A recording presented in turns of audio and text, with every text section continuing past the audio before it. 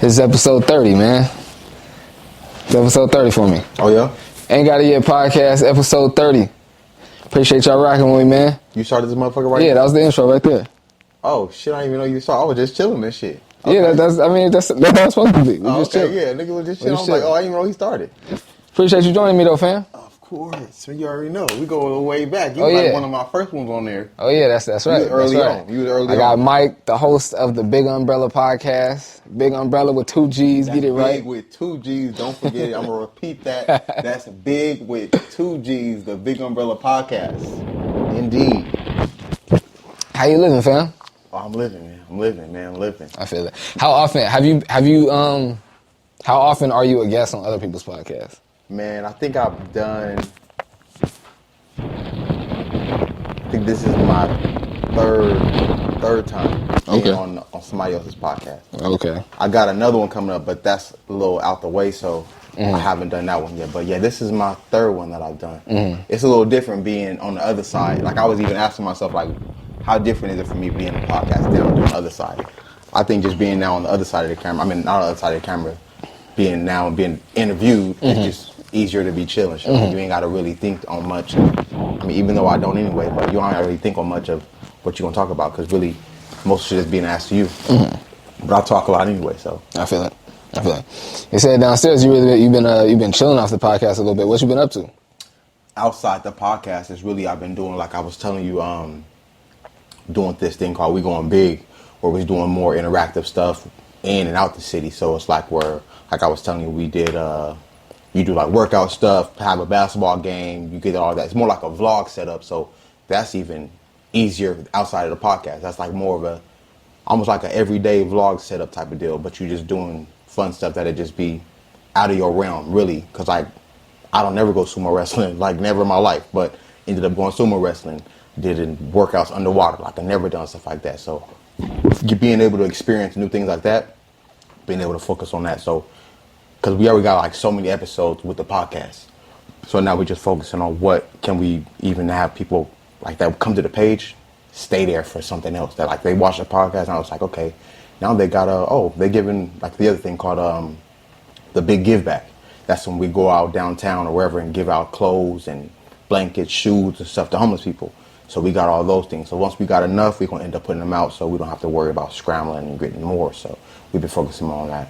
But recently I did 2 podcasts. But we about to now, like I'm telling you, how that's called the podcast tour. I'm going to get back on that and be just grinding and getting those episodes out so we don't have to really worry. I feel it. Yeah. I feel it. That's what I be trying to do, man. I be trying to stack them up.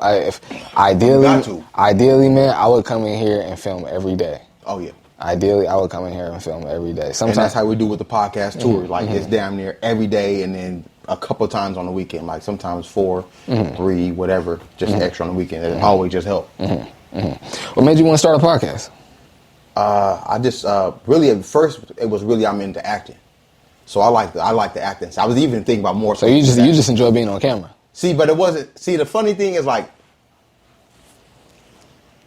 I enjoy it, right? But I won't go back to watch it.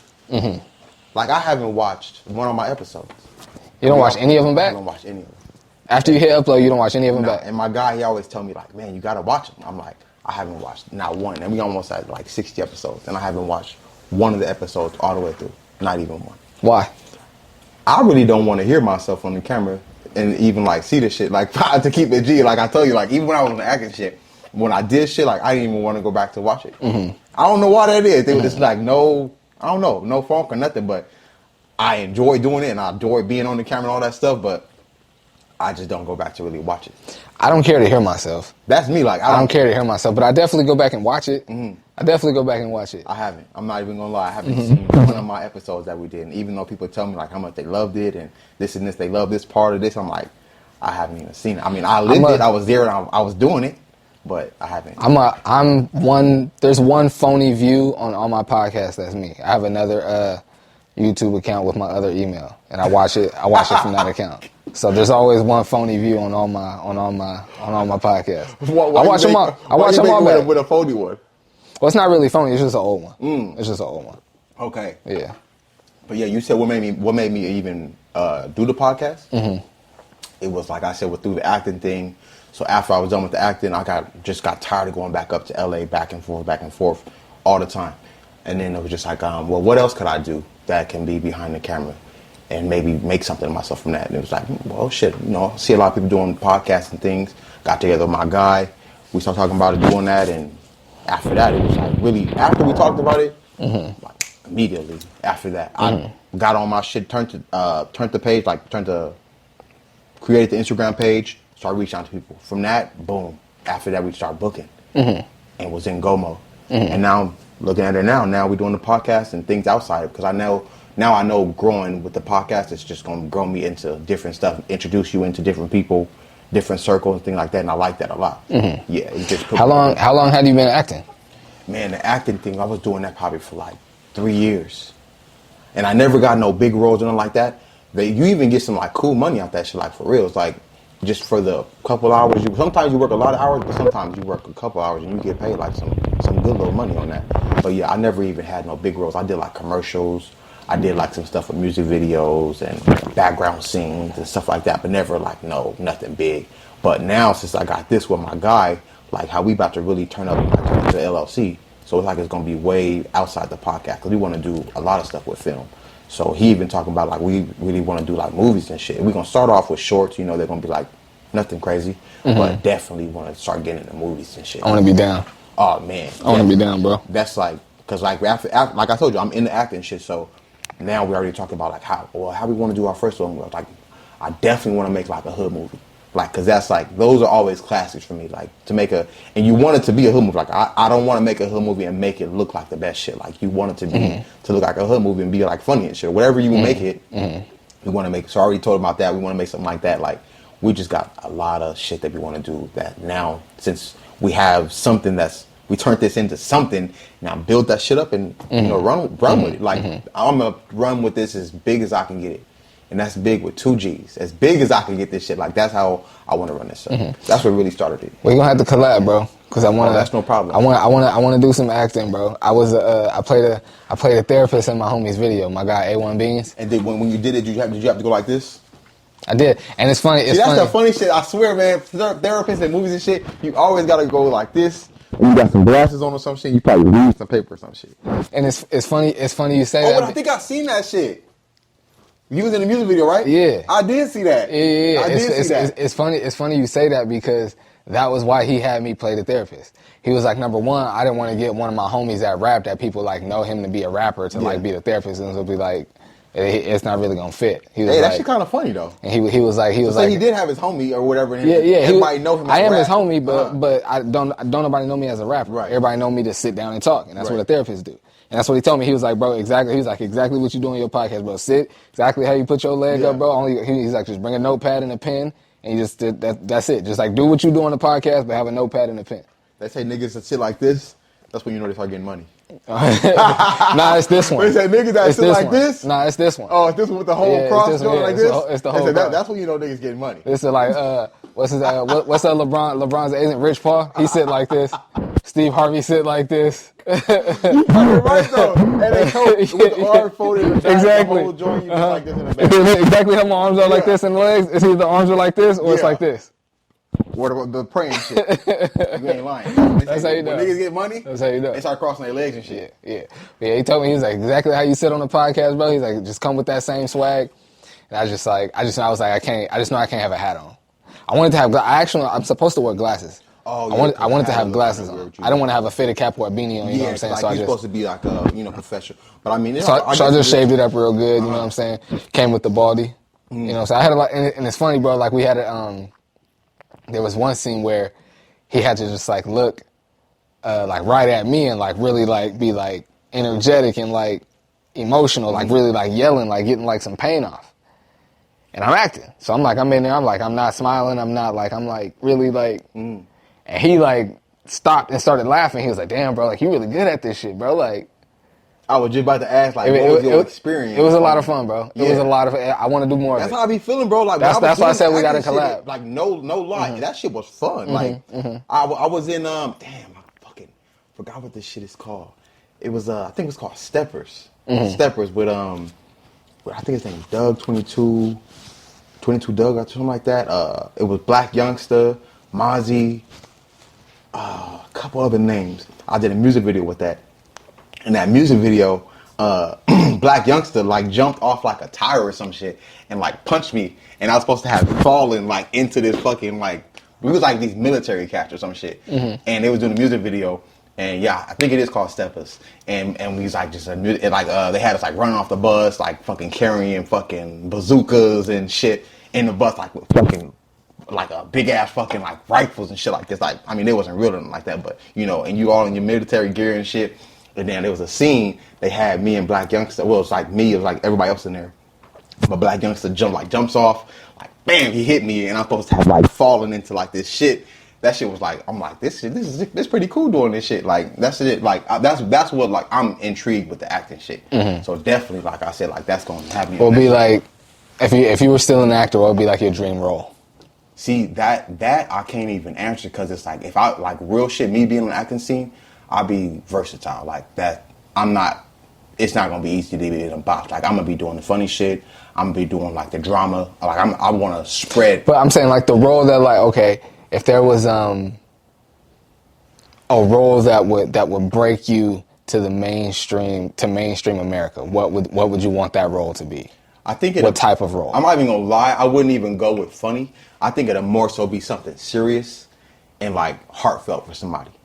Like it was something that touched somebody. It was like, damn, that changed, or that, like, when I watched it, I felt that shit in my heart or something like that. I feel like a scene like that would be like groundbreaking, because I feel like being funny, you know, a lot of people are funny, and maybe they ain't hilarious, but if you're like, you're a little funny, you know, you could make it alone. But being like serious and really touching somebody's heart and shit like that, I don't feel like that's that easy to do for somebody. So for like really do some shit like that, so I guess I can break it down. I guess that would be more so of a role. But then again, that's not something I just want to stay doing the whole time. Like, right. That's not going to be fun for me. Like, to do a couple of them, it's like, okay, I got a little bit of that. I'm going to come back. Now let me start doing these a little bit. Okay, I got a couple of them. Maybe I'll come back and do one of them now and go this lane. So it'd be like, I'm going to stretch myself like that. I would want a role like, have you seen Kevin Hart's True Story on Netflix? Oh man, with Wesley Snipes? Yeah. I would want the lead, Kevin Hart's, that role. See, and then that's I would want to do something like that. And that's like Kevin Hart was saying. He was like, this was outside my shit. Like, I don't usually do shit like this. Like, he was like serious and like had to fucking like kill him. Like, I was like, this is some, and that's what I'm saying. Like, the heartfelt shit. Like, even when he did, I mean, even Fatherhood was funny, but he had like moments where it was like, I mean, me being a father, like, I know, like, how you feeling and shit like this. It was like probably that time when he slept in the bed with his daughter and some shit like. Was that the time?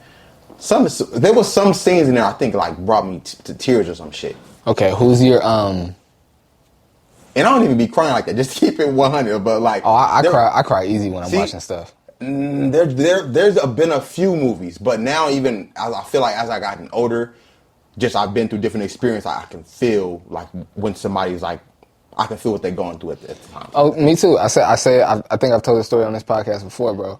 The Pursuit of Happiness is one of my favorite movies. I've always been a big Will Smith fan. I can't even lie. The part I cried for was when they was in the bathroom and he had to sleep in there. Somebody was trying to like come in that shit and he had to keep his son. And his son's like sleeping right here and has his foot on the goddamn door.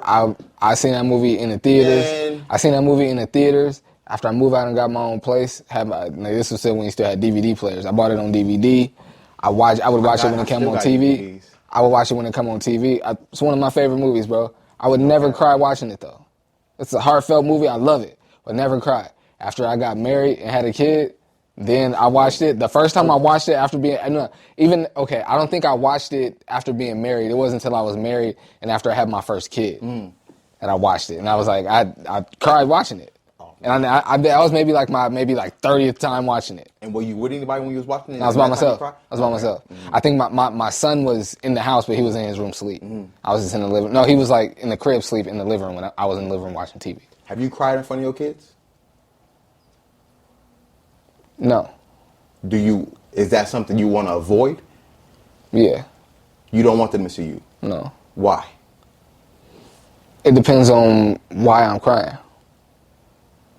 I don't want to give you no fucking. And my kids are I'm sensitive. My kids are sensitive like I am. So if they see me upset, they're gonna be really worried about why I'm upset, and that's why I don't want them to see me upset.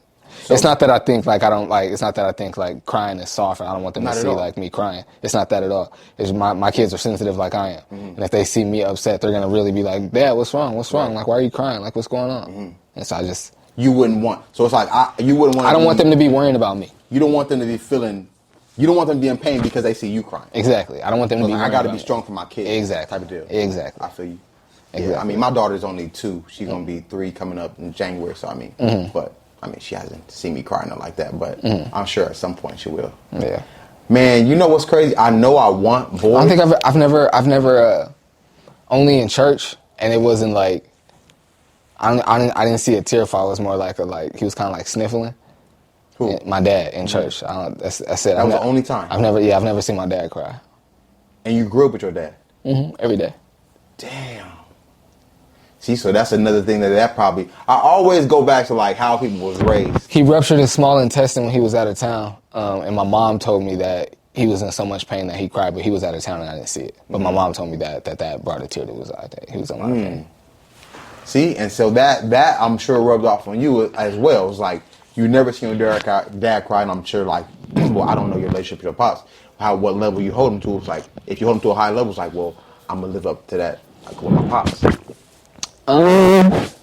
Maybe subconsciously, but I've never thought, like, I've never seen my dad cry, so my kids can't see me cry. I've never thought that. And I don't like, I don't know, maybe, like, early on, like, maybe, like, some, like, early financial situations, maybe, like, that made, like frustrations with finances, maybe, could have potentially made my dad cry, but I couldn't, like, foresee, like, anything that would have, like, made him cry. My dad's a pretty tough dude. Like, he was the oldest of 5 siblings. And so he was, like, the man of his house. He had to be. He was, like, the man of his house by the time he was, like, in 9th grade. So, like, he's a pretty tough guy. So I don't think there was much, like, in the house.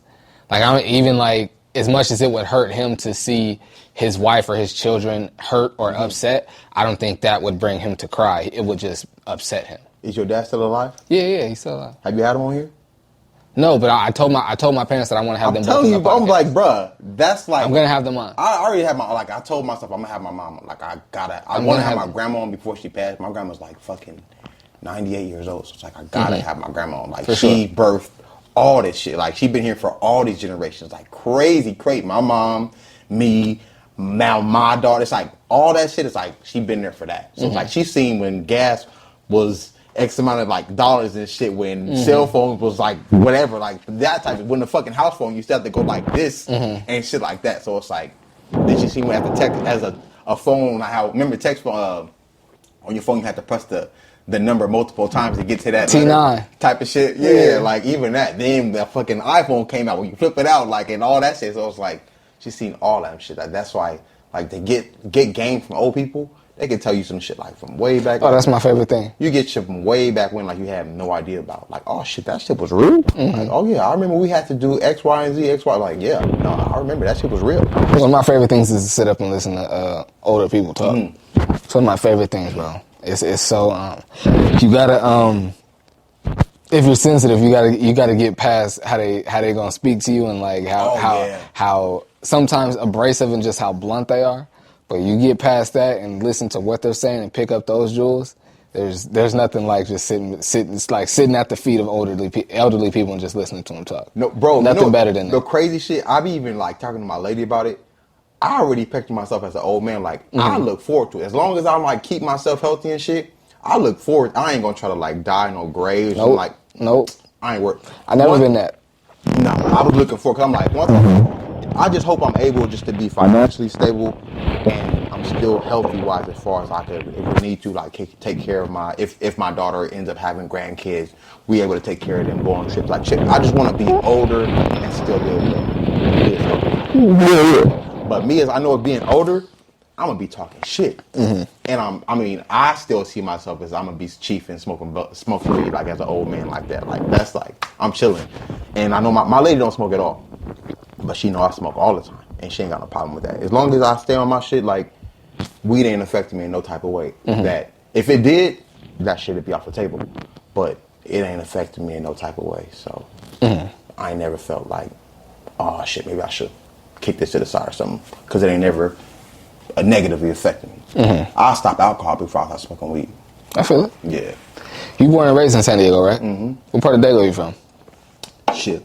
I honestly, I grew up in like South Bay. So I really grew up with a whole bunch of Mexicans. So like Chula Vista downwards that way. Like all my family is more so from Southeast though, but I grew up South Bay. So it was like Chula Vista, then you get down the furthest I really grew up in San Isidro. Like that's all the way fucking down there. Once I got into, I've been in South Bay forever. I went to, I don't know if you know this elementary school, it's called Mendoza Elementary. That shit is like all the way South Bay, like off Coronado Avenue. So Mendoza Elementary, I went to there. My first elementary school was Baker. That's in fucking like off Logan, National City type shit. I went there to the 3rd grade. Then I went to Mendoza, and that was like now my introduction into the South Bay. After that, it just Southwest High School, then San Isidro, getting deeper into South Bay. So, and from there, I even went to Southwestern, which was still in goddamn Chula Vista. So it was like all that shit was, I grew up in South Bay. Yeah. So like that was like, man, like honestly, if people who know me from like way back when, to this day, they call me Pancho. Like that's my nickname growing up from elementary, from middle school. And the funny shit is I gave myself that nickname. Like I watched the fucking Pancho Villa movie way back when. I was like, yo, that name sound kind of dope. And I just, start calling me Pancho. And that shit took from that to now, to this day, still got people that call me that shit. Wow. That's why I even thought about it, like, as when you do the podcast and introduce yourself, I've been even thinking like, should I go back to being like, yo, Pancho, if you know, like, oh, that's me on the podcast? And because I know people when you introduce yourself on the podcast, I never introduce myself on the podcast. I hardly ever do. I always just say, welcome to another episode of the Bigg Umbrella Podcast. I never I'm your host, XYZ. It's like, I never did that, but I've been asking myself if I want to like start interpreting, putting things like that in. That's how you're supposed to. That's what they say, because they like, if they see you out or somebody, they're gonna be like, oh, you're fucking XYZ. I'm sure if somebody would see me and they don't know, they're like, oh, you're Bigg Umbrella. That's what they're gonna say. They're not gonna say my name, because I don't ever say that shit. But I don't care if they was like, oh, you're Bigg Umbrella. I'm like, oh, hell yeah, that is some shit. I think because this is, I've had other shows, like other podcasts that didn't have my name in them, but I have On the Mic with Michael Flix. And how long you been doing all this? Flix. All this? What do you mean all this? So as far as like, you've been behind the camera and in front of the camera, how long you been doing that? Like I got into my shit with the acting shit, but how long you already, because it seemed like you said, you already had other shows that you did deal prior to this and you did other shit prior. How long you already been doing this? Like been doing broadcasting? Yeah. I really started taking it serious in 2020 during and a little bit after the pandemic. But I started my first podcast in 2000.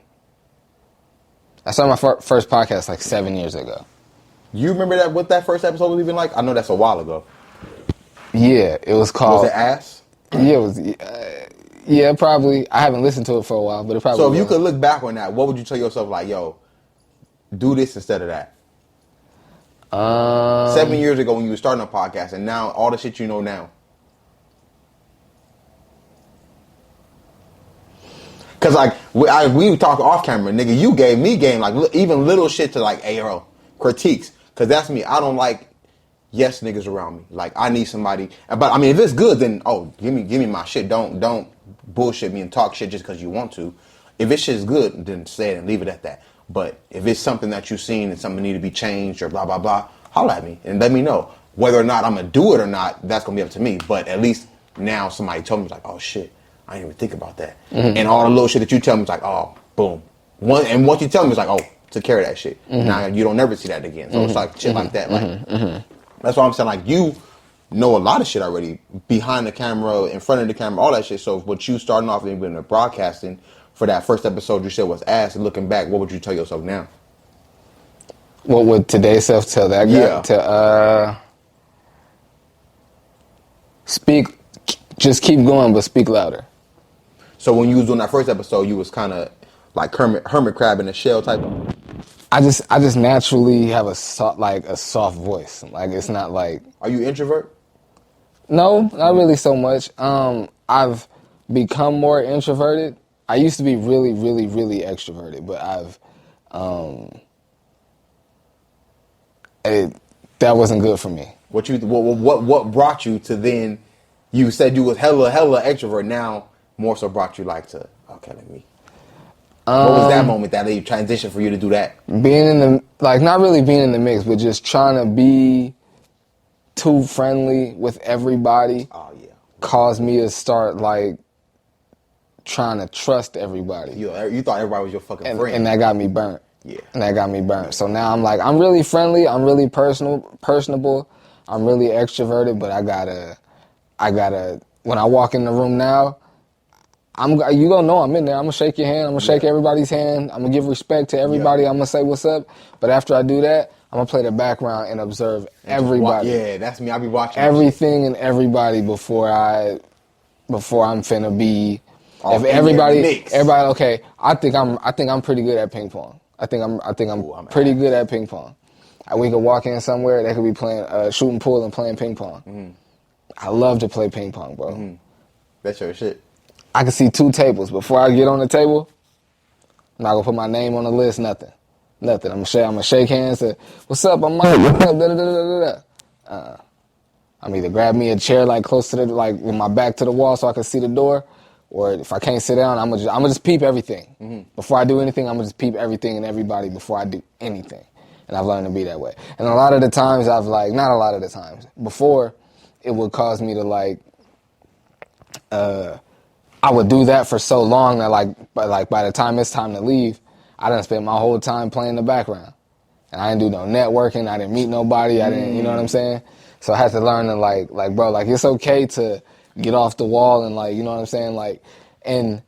And I've learned that even if you go out and meet people and be energetic and be personable, that don't mean you gotta make friends with everybody. Exactly. You just gotta give good energy. Exactly. And that's me. That's exactly. You just gotta give good energy. I'm not gonna come in the spot and be like, oh fuck this nigga.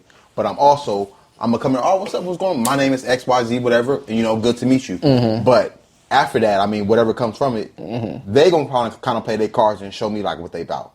I'm like I said, I'm not gonna be a dick and I'm not gonna push you away from it, but I'm not gonna bring you off neither. So it's just like you said, a kick back and we gonna talk or whatever and just see what happens from that. It's gotta give. I just try to walk in the room, give good energy.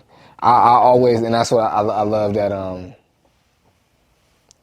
I feel like I've always been this way, but I've heard somebody I was just telling my brother the other day.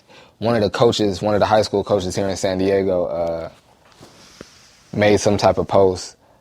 No, it was one of my posts, and I commented something about I forget exactly what I said, but the gist of it was I don't really. Sometimes people think I'm cocky and don't know what to think of me because I'm just the same all the time. Mm-hmm. Like how you see me on the podcast, how you see me when I'm filming a game, how you see me when I'm with my kids at the store. This is exactly how I speak all the time. It doesn't change how the words I choose. I might use the N-word a little bit more when I'm not on camera. I don't really curse that much. So, you know what I'm saying? So why? Why don't you use the N-word? Even the fact that you said the N-word and I don't say nigga on camera. I feel it. What makes that? I don't know. Is that because the audience that you have and it's I don't want. That's it, and that's all it is. To hear me say nigga, but in my mind, for me, real shit, I'm how I feel how Gilly feel. He don't switch up like nothing, and people love his ass. And this is what's funny. This is what's funny, bro. I said it last episode when I had Lex here. I said it, and I don't know if it really paused her, but she was like, "Oh, I didn't know you said nigga." Not that it pauses her, but she was wouldn't have expected me to say it. It's what it seemed like. Know. It's what it seemed like. Uh-huh. You know what I mean? But it's funny that even I did that on this show because this is my show that that I have so that I can fully be myself. I could have a drink on the show, and I could curse on this show, and I could fully be myself. But I still find myself being oh, the N-word, and you know what I mean. So with nigga, is that something that you wouldn't want people that's not black to see you on here saying, or is that something that you wouldn't want to encourage other black people to start saying?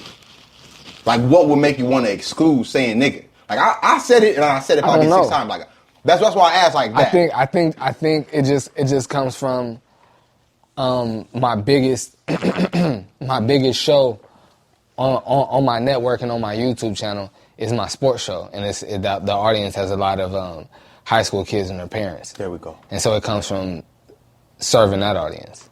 But like on YouTube and on Instagram, like my biggest audience is my age group. I'll be 35 in 2 months. Mm-hmm. So my audience is my age group. And I look at like the high school age, it's very small, which shocked me. That changed over time.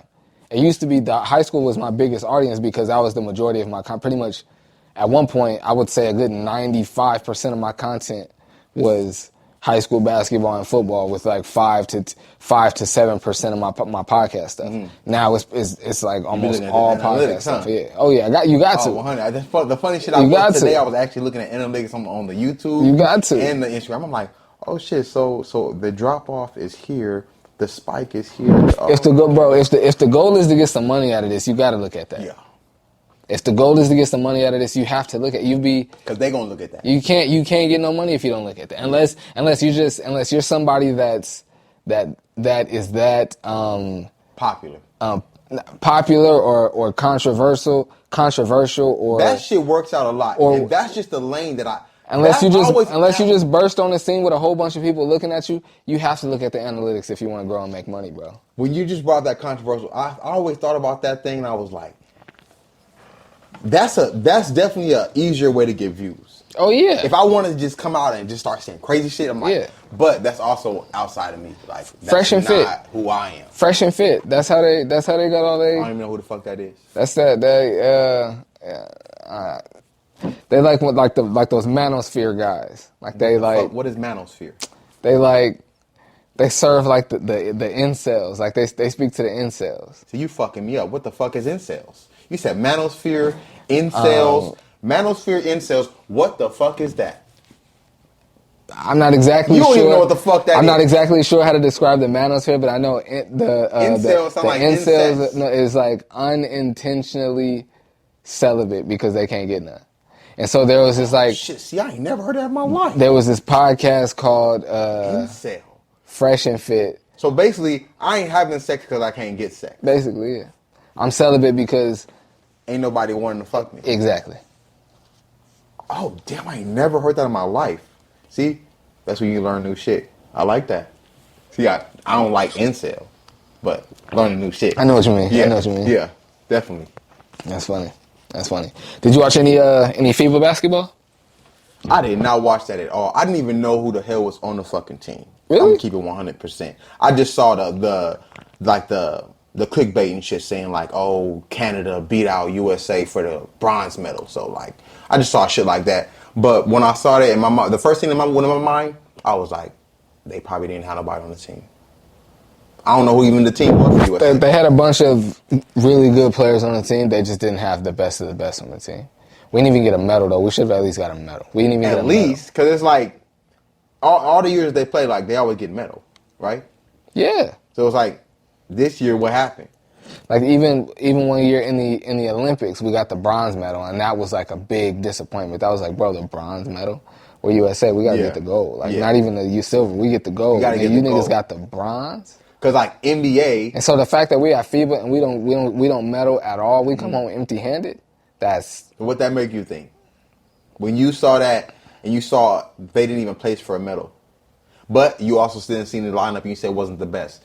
Did you then give them a pass, or it was like they still should have won? No, they still should have won. They still should have won. Mm-hmm. We're USA, bro. Mm-hmm. We're USA. We invented the game. It's our game. We invented the game. We have the best. We have the best league here in our country. See, we got the best league in our country, but people from outside the country also come to play here. Even most of the top, I ain't gonna say most, a lot of the top players ain't even from America. But that's what I'm saying. That speaks to our league. So that's why when you go to them play in the Olympics and shit, they ain't gonna be playing for you. They gonna play for where they from. Yeah. Luka Doncic, Giannis. Yeah. Fucking what's dude's name from Denver? Joker. Yeah. Shit like that. So it's like when niggas from like go from Canada and shit like that. So they're it's all like gonna go and play for their country as they should. Yeah. As they should. But we should still win. We created the game. Who was the roster? If you know who was the roster. See, that's why when we were talking about that podcast, when you got the motherfucker that's off the camera and you just like, yo, who was the depth chart for Blase, and boom, that shit come in handy. It was Jaren Jackson Jr., Jalen Brunson. Come on. Austin Reeves. Come on, bro. All the names you saying, somebody might be like, who is? From them watching this, they go like, who is that? Nigga, especially if they don't really watch basketball, they go like, who did you say? That's why I'm like, bro, I didn't even know who the squad was, but then now you telling me who the starter was. It's like, well, I mean, did you really expect the goal? It definitely was not. Yeah, I did. I still expected gold. Maybe that's me just being a spoiled USA person. That's what that is. It wasn't really seeing the truth. It's like, yo, you really seeing who out there, and it's like, okay, from the gold medals that we did get, you seen who was playing when we got the gold medals. Yeah, but bro, especially nowadays, since we just consider like a lot of the top players ain't even. I was about to say, what do you think that says? But you're not a big basketball fan, are you?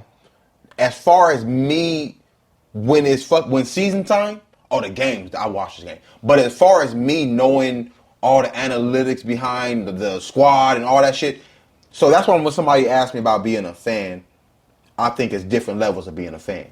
It's like, are you the fan that just watch the games when the season come on, or are you the fan that even when it's off season, you checking into X, Y, and Z, who went here, this? Like, I'm not that fan. Mm-hmm. Not for anything, not for basketball, for football. Even though I love the sport, when it come on, I watch the shit. But as far as me knowing everything there is to know about it, nah, I watch my shit like off ESPN. I watch Undisputed. Undisputed looking good now since they got like all them extra like. I kind of like that cast. I don't mess with it, bro. Oh, nah? Nah, I've been trying. So, yeah, I kind of do. I like that, like how they got right. I'm like, okay. I've been wondering, I'm like, what is it about? Is it Skip? Is it like, why don't I like it? And I can't put my finger on it, but I don't care for it. So when Skip was with Shannon Sharp?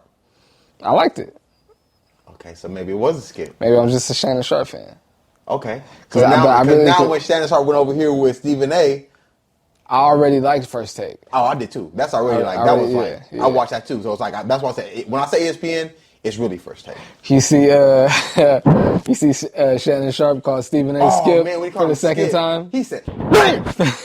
And he said like he was really fucking mad. He sounded just like him. You know he was. He was. 9 years. Yeah. It's okay. It was 9 years. It's been 7 years. He was like, okay, damn! Don't listen to these trolls. Yeah, it was like, and after what's his name? Pat McAfee. He was like, oh, Skip.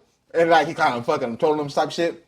But I really do feel like Shannon Sharp was fucking mad that he did that shit. Yeah, like, he was like... you can tell he really wants to get that right, and he really wants to do a good job on the show. But I mean, regardless, like fucking Stephen A., he's a professional. He know the deals. Like, bro, I got you over here for a reason. Like, I don't care that you said that.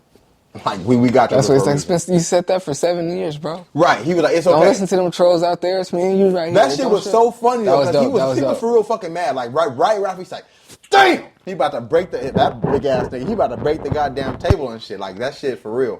Have you seen Stephen A. talk about, first of all, did you see when he was, like, publicly, like, on his podcast and on First Take was like, I want Shannon Sharp? I have not watched Stephen A.'s podcast. You should watch it. You should check it out. I watched Shannon Sharp's, though. Shannon Sharp be having a lot of good I didn't get to even finish. He just had Chris Brown on. That's the one I was about to tell you. I was watching it. I got a little bit through that. I didn't watch the whole thing though. But he be having like, and the fact, because I mean, how many interviews do you even see Chris Brown on? So the fact that's like he's over there, I hope. As far as once I finish, I hope he make it a good one. I think he's gonna. I think he's cool with doing the podcast, Chris Brown. I think he's cool off doing like mainstream media interviews. Like he's not gonna do like the Breakfast Club or like Good Morning America or like all of that stuff like he used to do. I think because he went on, he did $1 million worth of Game, if I'm not mistaken. Never seen him on there.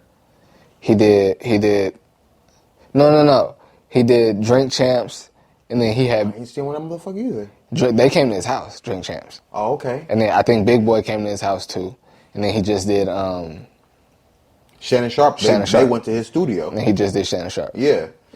So that shows if y'all want. So I think he was like, if I'm cool with you and you'll pull up on me, I invite you in my space. Yeah. That when you just say that made me think how all the podcasts I did, how people invite me like into their fucking home and shit, like people who don't even know me type of shit. I'm like, damn, you that comfortable? I'm like, that's cool. That make me feel like, oh, I'm gonna respect it. That's I'm gonna love. respect it. That's yeah. love. People enjoy being interviewed, bro. Especially if they got something going on. Definitely. And no matter what it is that they have going on, because and that's what I be trying to and I'll talk to you a little bit. Like I'll give you like a little bit. I don't want to make it sound like that, but I'll give you some more game about it off camera. But that's what's so dope about being a broadcaster and having a show and having a platform, is that you get the opportunity to provide a platform for somebody to tell their story and really, like, in an in-depth way, real talk, tell their story. And not only that, they could talk about whatever they want. And then off of that, everyone wants to talk about themselves. Oh, yeah. Myself included. We all want to talk about ourselves. So it's like, so you get to tell your story, you get to promote yourself, you get to talk about yourself, and then we live in a content world. You do a hour-long podcast, you could chop that into 6 different Instagram reels. Oh, yeah. 7, 8 different Instagram reels. Yeah. You know what I'm saying? 9, 10, 12 maybe Instagram reels. Right. Y'all see how I do it. Oh, each podcast that come later out, on down the line, you did a podcast a year ago, you could start dropping them on your YouTube shorts now. Bro, I do a podcast. I got 2 shows. I got Ain't Got It Yet podcast and On the Mic with Michael Flix. This show drops on Fridays. On the Mic drops on Sundays. I drop most time 2 clips a day from each show every day. Don't that shit get fucking irritating doing that shit all the time? Oh yeah. I ain't gonna lie, cause I be having to do even when cause sometimes I be like, man, I ain't about to post that one today. I ain't even feel like doing that. But damn, I know, like when we were talking about how you gotta post this and this, is like, I know what you're talking about. Even it sound like, oh man, all you gotta do is post. To be like, it's so much you gotta do, bro. You gotta do a little more than it's just. Could you imagine like having to do that on a computer every day? Yeah, exactly. Could you imagine that, bro? That would be like, cause like you gotta think like when you post, you gotta. On your phone, you could go right here. On a fucking computer. Because, bro, it's a job. Like, people don't understand how much of a job it is, bro. And I was talking to Lex about this last week, bro. Like, you gotta. So you go in there, you go to hit reel. You go find the video. The video you're gonna post as a reel.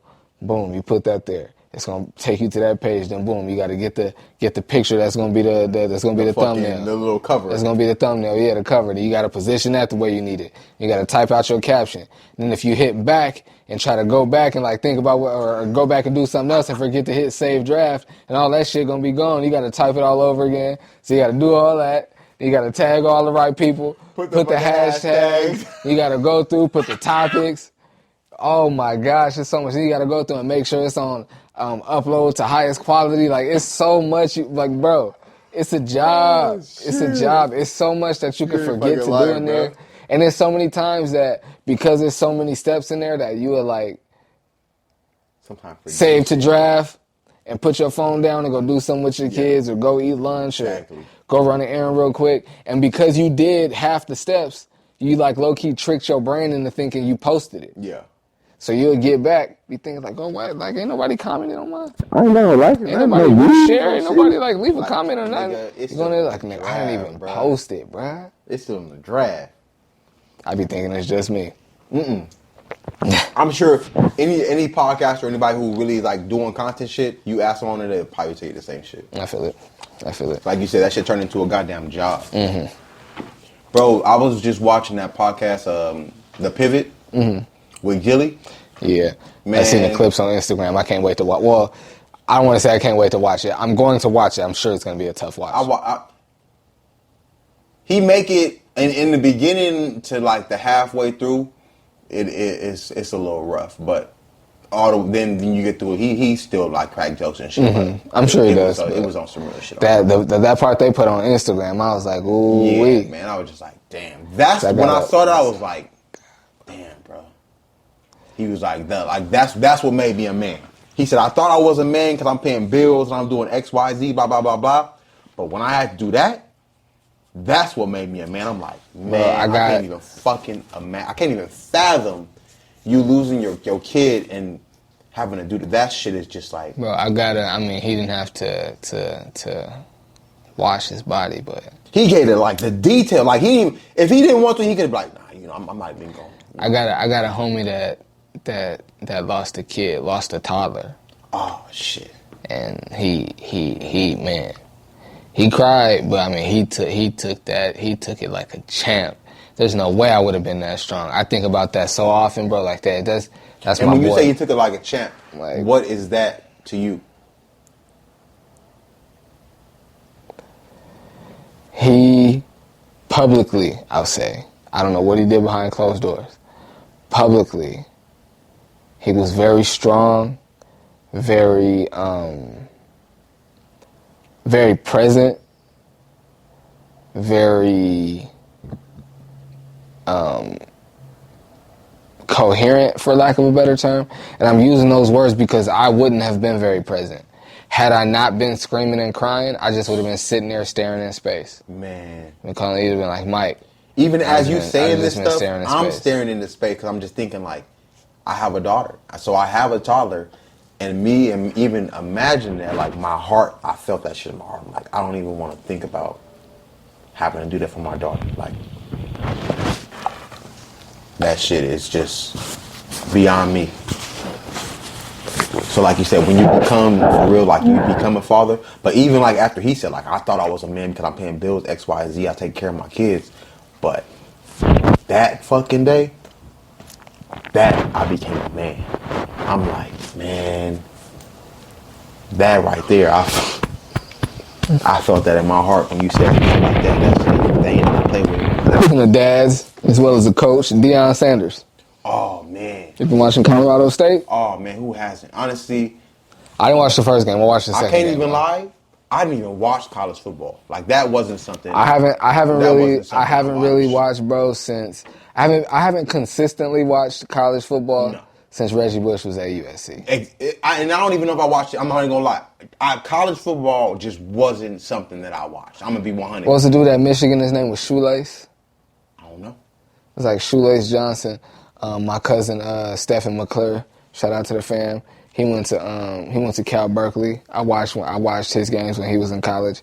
But when Reggie Bush was in college, I watched every USC game and I kept up with college football because I wanted to see like who they was gonna play in the national champion. Like I followed college football when Reggie Bush was in college. And that's what Deion Sanders is doing right now. Because like you just now said, after that I watched both games now. Mm-hmm. Like I said, I went from not watching it at all. But now you know Deion Sanders and his story. He got his son out there. His son is quarterback. He brought his team from Jackson State out here. He was like, yo, I fuck with y'all. If y'all fucking with me and I bring my people out here, then we can rock. We can rock. They got him out there doing fucking numbers. First game, he threw like fucking 500 yards. I'm like, who the fuck do that? 400 or 500 yards, whatever it was. And then they got the corner, Travis Hunter, who playing both ways. He got touchdowns and picks. It's like, bro. I don't feel that is going to be sustainable, though. I know he's young, but playing both ways for him, he's going to have to choose one. 100%. I mean, like... Travis Hunter. In the pros, or...? No, in college. No. I don't think that's going to be sustainable. No. You're going to be too tired. No. You playing both ways, and you playing... Like, I just got done with offense. I had header plays. Now I got to get back on there. If your argument is that he'll get hurt, then I'll probably still disagree, but to me, and I'm not even saying the hurt that's part. a more logical argument. Bro, after that game, he said he felt like he had another game, and he's like, I feel like I can play another one. I'm sure, but imagine that the whole season. That's good, and then who knows what team you don't do nothing but get in better shape throughout the course of the season. Right, but now you're playing different teams. Now these teams, oh shit, the last team I didn't get hit that hard. The last team I didn't get the pressure wasn't that hard. This one. to do that back to back every single game, to play both ways. Once you get off offense, I got to go to defense and I'm starting. Once I get off defense, I got to go to offense. I'm starting. To do that back to back to back, as young as you are and athletic as you are, that shit I just don't think is sustainable. And then I was watching how they were saying how they call it, like, I might fuck this up. They call it like AAU knees, something with young basketball players when they play in them big ass leagues.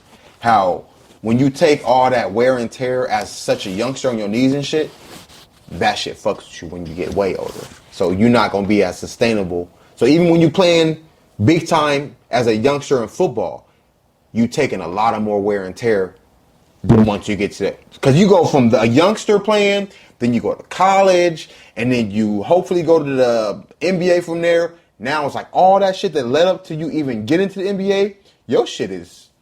I think that's what happened to me. I was always outside, and we was outside playing basketball, football, baseball, kickball, everything on the pavement. We had grass too, front yard, backyard, but we was outside in the street playing on the pavement too. And then I was always like acrobatic, like I did like front flips and back flips. I was flipping off the car, off the house, and off you the young telephone thinking, pole. Oh shit, I ain't gotta worry about my knees or my elbow. I'm young, I can do whatever the fuck I want to do. And then for me, like to be on to be fly and to be fancy, I would like do a backflip, like I would run, like do a somersault, do a backflip with no hands, bro, as high as I could. I would hold my arms out, be fly, right? Do a backflip, hold my arms straight out like this, and land standing straight up without bending my knees at all. All that you shock, like fucking God on the cross. all that shock straight to my knees and ankles, bro, for years. Years I did that. You bro. was showing out. I paid for it later. Hell yeah. Paid for it later. That wear and tear, it's them knees and ankles and shit, bro. And then I'm okay. How am I gonna say this? I'm switching to football, and as you get older and you playing football, Aaron Rodgers, that shit right there. How much was you really? I mean, obviously without the injury, you was expecting. They were like saying that I'm expecting Super Bowl, but as no matter what, when you're old, as you get older, shit don't work the same. So that ACL shit, that shit pop like that quick now. And that shit, like honestly, I think Aaron Rodgers is done. He's 40, bro. He's 40 years old. He just fucking tore the ACL. To come back from that shit is so fucking hard. And you're 40. So at this point, it's like, fuck, this is going to be our last year. Hopefully we could win a Super Bowl. Fucking 4 plays in. Bro, he got hurt so fast. You're old, though. He got hurt so fast, bro. I was in the kitchen helping cook dinner. Waiting for the game to start. Bro, my dad turned the game on. I'm at my parents' house. My dad turned the game on. Just take the field. My dad's like, "Where's Aaron Rodgers?" Oh, he gone. And I'm like, "It ain't preseason, is it?" My dad was like, "Nah, it's week 1." I'm like, "Nah, Aaron Rodgers got to be out there." He looking at my dad like, "Nah, Aaron Rodgers not out. Where's Aaron Rodgers?" I'm like, ain't no way. He got to be out there. I go bring my plate over there, sit down and eat. I'm like, where Aaron Rodgers at? Sure enough, they start showing the replays. I'm like, wow, that 4 plays in. I couldn't believe it, bro. And most people were saying, like, he should have just went down instead of trying to get out of that one. But, I mean... That's just a freak accident, bro. Exactly. You know what I'm saying? It was just like, what was going to happen on that? What was going to happen with that? Real talk. Did you play sports growing up? See... That's my shit, and I think I was just asked this question recently. I know I'm athletic, so I could, even to this day, like, when I get into do anything, like, I could do any fucking sport or whatever. I love that shit, and I'm low-key, I'm mad that I didn't play sports, because I honestly feel like I could have took that shit somewhere, but I'm also like, okay, now what if I did play sports, and now I got them fucking bad knees and blase, shit like that, so I guess it's like a good and a bad, like, with it, but, like, low-key, I do wish I played sports and seen where that went. Because, like, I played football for a little bit. I was playing receiver. That shit, man, I love that shit. That shit was fun, man. I love playing receiver. I never played basketball, like, nothing like that. I just like playing basketball, you know, with the homies and at gyms and shit like that. I do my thing when I play, but, you know. I couldn't imagine what my childhood would have been like had I not played sports, like organized sports, like on a team. Like playing in the street growing up is one thing. Like it builds toughness and you can still learn how to play and become very good and become a college athlete, like playing in the street. I'm not dissing it, but I learned a lot. I learned a lot playing organized sports, bro. I wish organized sports was like it used to. And I wish more kids, regardless of it not being like it used to, I wish more kids would play organized sports because it teaches you so much, bro. What did it teach you? It taught me what it should teach anybody is that if it ain't about what's fair. It ain't about what's fair. It don't matter. You don't get a turn. If you're not good enough, you don't get a turn. Mm-hmm. Period. That's period. You wanna carry the ball up the A gap, then you got to be tough enough and fast enough to take the ball up the A gap. Mm-hmm. It ain't just everybody gets to play running back and everybody gets the opportunity to do it. No, if you're not tough enough and fast enough to play running back, you don't get to play running back. Mm-hmm. If you can't throw, you're not playing quarterback. You don't just get a chance to go back there and throw it because you want to. So it taught me that some resilience. There ain't nothing about. There ain't no fair. It's about. It's like you're not gonna get just a privilege. No, it's about who's best. Whoever. It's about who's best, and it's about who puts the work in. Mm-hmm. But then it also taught me that it's a combination of the two because you could put in all the work that you want. There could still be somebody that's better than you. So it's still a combination of the two. 100%. It's still a combination of the two. You want your sons to play sports? Yes, absolutely. Mm-hmm. And if they didn't, would you feel some type of way? No. I want them to find passion and lock in. That's what's most important. I want them to find passion and lock in. But I do think, I do believe sports is a meritocracy at its best. It's not about. It's not necessarily. Now you have to tell me what a meritocracy is. It's about your merit. It's about how good you are. There's going to be politics from time to time. There's going to be times when there's going to be times when you're playing Pop Warner or you're playing Little League and your coach's son is on the team and you're better than the coach's son, but he's the coach's son. And I want my son to succeed. So he's going to start at quarterback or point guard and you don't. Right.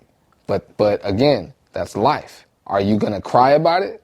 You're going to do something about it. Are you going to cry about it, or are you going to go to practice every day and whoop his ass in front of his dad and show him and his dad that you're supposed to have that job? And y'all lose regardless of if he concedes that spot to you or not. Are you going to cry and just let him have it because his dad is the coach, or are you going to come to practice every day and try to beat his ass every day in front of his dad? Mm-hmm. What are you gonna do? The second one. But check this out though. That's what's so dope about sports is he might not ever give you the spot because he's gonna give it to his son. Mm-hmm. And you just gotta. You gave it your all. That's a tough pill to swallow. It might not pay off though. That's what I'm saying. Mm-hmm. That's what I'm saying. It might not pay off. You can work as hard as you want. And he's gonna say, you know what? My son is a starting quarterback. I don't care. My son is a starting point guard regardless. I got plans for my son. I was a starting Division I point guard. I want my son to be a starting Division I point guard, so he's starting on this team right now because he's starting to learn everything he needs to learn. Mm-hmm. Mike, you might be the best. That's cool. But this is my team, and this is my son, and he's going to start. That might be the reality. You might be better than him, but the reality is, because his dad is the coach, he's going to start over you. And that teaches you, and what does that teach you? That life just ain't fair sometimes. Right. Oh, and I fucking definitely know life ain't fair, but I'm okay with that. That's your first taste of what nepotism is. Like you said, life just, it ain't fair. I mean, shit happen. No. How old is your son? Your oldest son? My oldest son is 7. Has he ever watched your podcast? Yeah. He loves to watch my podcast. Oh, see, that's dope. My sports podcast, he loves it. Has this podcast taken over the sports aspect? What do you mean? Because you have the 2 podcasts, so which one do you feel is now taking over? It's not now taking over. The sports podcast is still the more prominent show. It's watched more. It's interacted with more. It has a wider reach. It reaches more people. It's still the bigger show. However, I enjoy doing this show more. Why is that?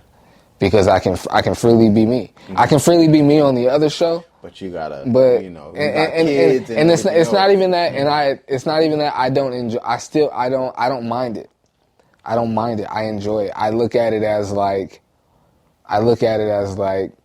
that's my corporate job. That's how I look at that show. Like, that's my corporate job. Mm-hmm. I can't, and even still, I could wear this on that show. I couldn't have this in my hand. Right. I couldn't say a lot of the stuff that I've said on this show, on that show. Exactly. So that's my corporate job over there. You know what I'm saying? I gotta present a certain way. I have to speak a certain way. Because there's certain people watching this that, it may affect differently if I was talking like I was. All this past week, I've been on the phone with sponsors for that show, so I can get paid every time I film for that show. Mm. And God willing, I'm a sign something before the month is out that's gonna lock that in. Speaking of sponsors, is this the first one that came across? Yes. And is this the first one that's actually talking about some money? That's why I hesitated, because I've had people come before, people that have wanted me to mention their business or wear their clothing or wear their merch or whatever on the show. And so I've had like those types of deals. Like so many people have given me free clothes to wear on the show. And not they don't even want me to say the name of the brand or anything. They just want me to wear it on the show. Mm-hmm. So I've had like sponsors in that way, but that ain't, I can't really count that because I can't feed my kids with that. This that I'm about to sign before the month is out, that's gonna put some money in my pocket. That's gonna help me keep the lights on in the studio and help me buy some new equipment and all of that. And that's all through the podcast. Yeah. That's what's up. Yeah. See, because that's now what I'm looking like. I'm still early on. Like I'm not even a year into this podcast, but the vision and dreams that I have for it already is just like, you just gotta have a good product and be consistent, bro. Because this show, I guess I'm more than a year into it, but like I said, this is only episode 30, and it's what 50 something weeks in a year. Mm-hmm. So this show it's more than it's huh. I said, don't have me lying. I think it's like 52 weeks in a year. You might be right on that. So this 52 or 56. This when we have our guy like, yo, how many weeks is exactly. in a year? So this show, it's been in existence for more than a year, but it hasn't done a year worth of shows yet. You know what I'm saying? But I'm only saying that to say like what you said about like more time, man. Like, nah, I got a phone call tomorrow about a sponsor for this show. Mm-hmm. Tomorrow. Oh, for this one? For this one, yeah. And that's something that's like, I'm really excited about that, because that's a sponsor that like they see the vision, because they see the growth that I was able to put in with the sports show. Mm-hmm. And while they see that it's gonna be like, it's gonna be a slower burn, because there's like you can always find a sports fan, and there's a lot of parents and high school athletes here that are going to tap into that show. Mm-hmm. So it's easier to get sponsors for that show. But the sponsor that I'm going to talk to tomorrow, they saw what I've done with that show, and they see what I could potentially do with this show. Mm-hmm. So we're going to like start talks about like what a sponsorship. And this is completely separate from the dude that sponsored. Oh, I'm sorry, shouldn't say the dude. The company that sponsored sponsoring the sports show. Mm-hmm. Completely separate company, but they see the vision what I did with the other show. And how does it that the company that wants to rock with you for this podcast, how did they even come across you? They saw me online. And then what made them even want to present dollar signs? They see that. Was that something that they said, or that was something you was like, yo, I can do X, Y, and Z. Now we talking about something on the table. Or that was something they brought to you, was like, hey, this is what we got? No, I presented it to them. Okay. I know the owner of the company. I was already, Shark Tank is one of my favorite shows. Mm-hmm. I was already working on like what a pitch, like if I was going to pitch On the Mic with Michael Flix, or the Ain't Got It Yet podcast, or the Flix Media Network as a whole, what would that... Which one did you present? What would that look like? For the one that I'm going to sign before the month is out, I pitched On the Mic. Mm-hmm. I haven't pitched the entire network yet, because I'm still trying to figure out like exactly like what I think it's worth and like what I would say and how I would word it, and I have another show like that we were just talking about off camera. I have another show that I'm developing that drops second week of October.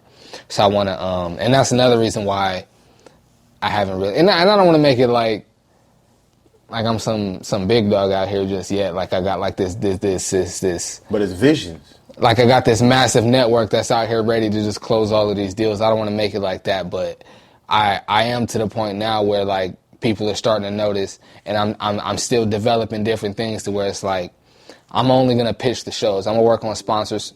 I'm gonna work on sponsors for the show. I'm not gonna try to get sponsors for the entire network yet, because I still don't even know what the entire network is worth yet. Mm-hmm. You know what I mean? I can tell you exactly, like, if you give me a sponsorship or an ad for one of my shows, I could tell you exactly what that costs and exactly what it could bring you back if you put an ad on my show. I could tell you that. But I don't know exactly, and it's kind of bad that I'm saying it on camera, making it public, but I don't know exactly how much the network is worth just yet. I'm close to figuring it out. And I wouldn't say that's bad, because even then if somebody did see this and they pitch you something, it was like, well, I don't think that's worth what I'm talking about. So whether or not you said, I don't know what it's worth right now, what you pitch to me and say, whether or not I like that number or not, that's going to tell me, okay, well, I know it's worth more than that. And I want to get some other things going. Like I want to have, I want more than just podcasts on my network. Like I don't want it to, it's Flix Media Network. It's not Flix Podcast Network. Exactly. It's Flix Media Network. And so I want to have, like, as of now, and even as I say that, I was about to say, as of now, all the shows that are here are podcasts. No, I got my sports content. Like I cover basketball games, so you can watch full length high school basketball games and full length ABA games on my channel, on my network. You can get those there. But outside of that, it's all podcast stuff. And even the show that's coming in October, I've been like, I'm gonna have an RSS feed for the audio, and that the audio is gonna go up on Spotify and everything. But I'm like, do I want to call that a podcast? I don't think I do, because I want to have more than just podcasts on my network. That's just gonna be just a show. See, because with the other thing that I'm trying to do, I have the podcast, but those things, other two things, that's not a podcast. That's why I'm even thinking like, I don't want to have the Bigg Umbrella Podcast, that's the name. It's just, I just want the Bigg Umbrella. Like I shouldn't have called it the Bigg Umbrella, like my page, I shouldn't call it the Bigg Umbrella Podcast. I should just call it the Bigg Umbrella. You change that shit? I changed the Ain't Got It Yet pod. It still says pod. But even with On the Mic, I don't even But are you able to change that, your name for your YouTube shit?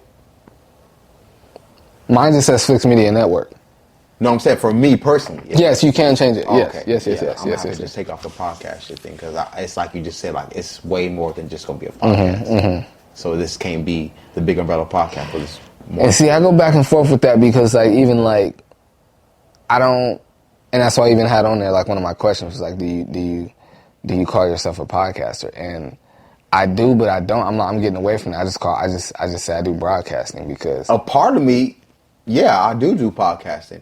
But is that what I fully entail? Not at all. I got a lot of things under this big umbrella. And that's another reason as to why this was even called the Bigg Umbrella, because before I even was to start this shit, it was way more than just a podcast. So to me, it was like I got so much under this umbrella that I'm trying to do.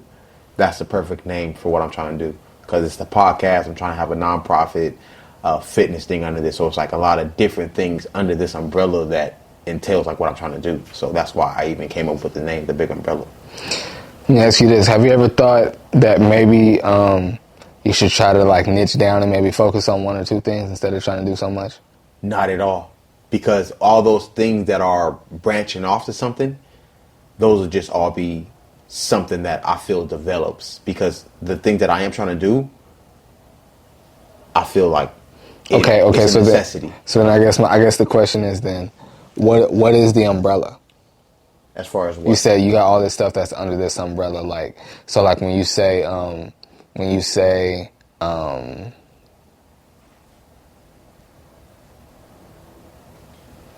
when you say Def Jam is the umbrella company, and Def Jam has Disturbing the Peace and Rockefeller Records and Rough Riders and all of these subsidiary record labels. The umbrella, they're all record labels housed under this big umbrella, which is this big record label, right? But they're all still record labels. And so I guess I'm asking, like, their big umbrella is this big ass record label that can push a button and make them global. Right.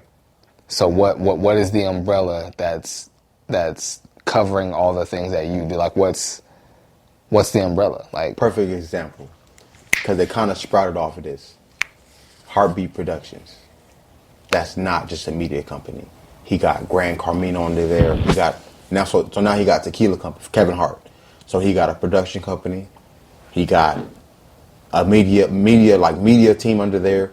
He got that fucking fitness thing with his shorts and the clothes and shit. He got the Fabletics or whatever. You know what I'm saying? So he got that. He got Laugh Out Loud Media. He got, like I said, Grand Carmino for the Tequila Company. Those are all things that has nothing to do with a podcast or media.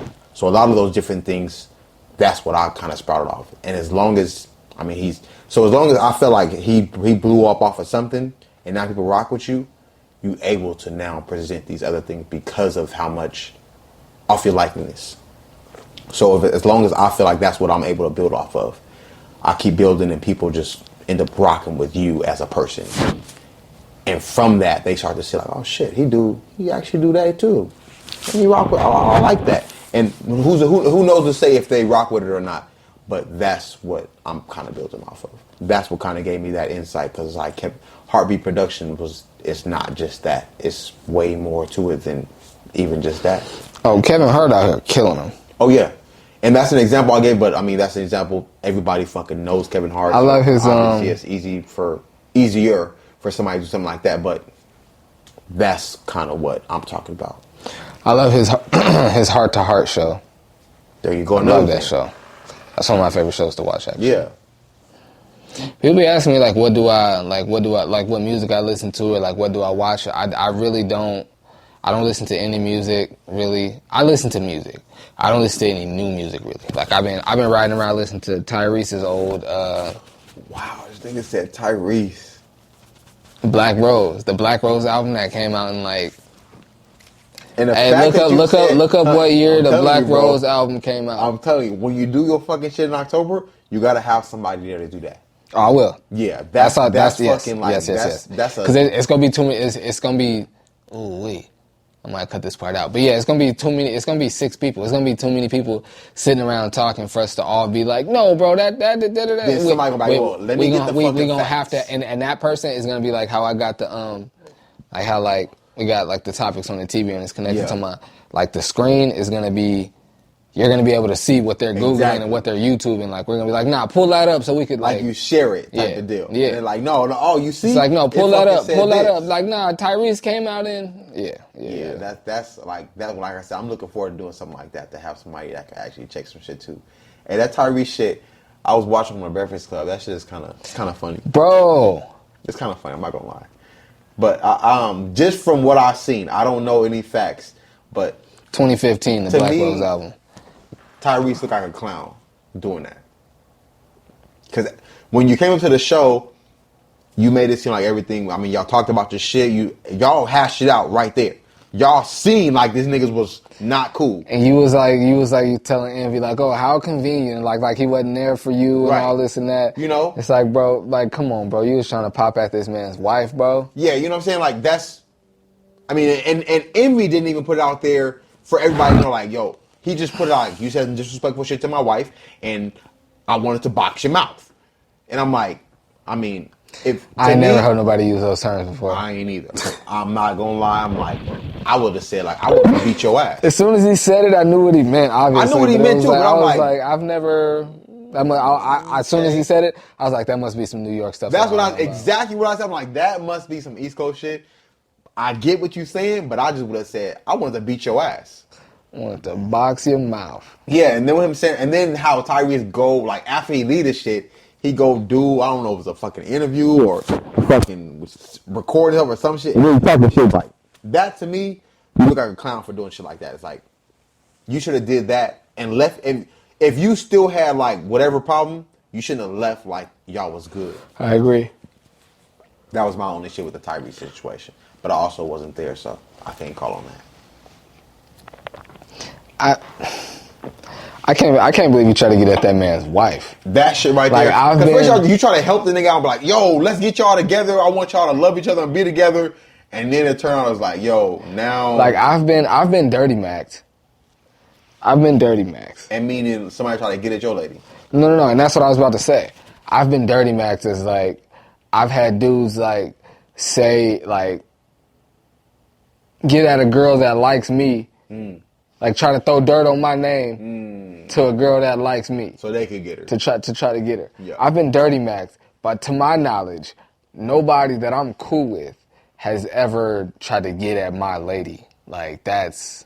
And I would say the same thing. To my knowledge, nobody has... Especially, I mean, and I ain't gonna front.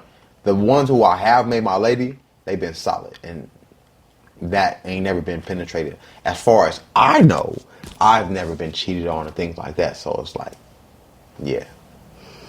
As far as I know. Like in your life period? Period. And somebody might get on here and be like, oh, nigga, you just don't know. But the bitch cheating might. As far as I know, but I'm also not the nigga to be like, hey, let me check your phone. Let me check this up. I'm more so like, they want to check my shit. And I'd be like, yo, you ain't even got nothing to find in this motherfucker. I've definitely been cheated on. See? And like I said, I'm also not the nigga to be like, let me check your phone, blah, blah, blah, blah, blah, blah. But I ain't never felt no shit like, this bitch is, she a little different. Like I said, all the ones who I had, honestly, and I've never cheated, ever. That I ain't never cheated on no shit. But when I was single, oh, nigga, that was... I've cheated before. That shit, I ain't got because I ain't got nothing to worry about. When I'm single, hats off, nigga. That's the fucking... The Alabama broad, and you throw that one, that's Bobby Smurf, nigga. Throw your hat up, like, that's it's whatever after that. But when I got a lady, you know, I keep it solid like that. So, like I said, as far as I know, I haven't been done dirty like that. And for some reason, they always be on me like I'm the one doing some shit. And I'm like, well, I ain't got no problem. Check my shit. I ain't got nothing. Go ahead, check my shit. And I ain't never had no issue. Like, it's almost like you want to find some shit, ain't never found it. Be like, yo, just stop. That's weird.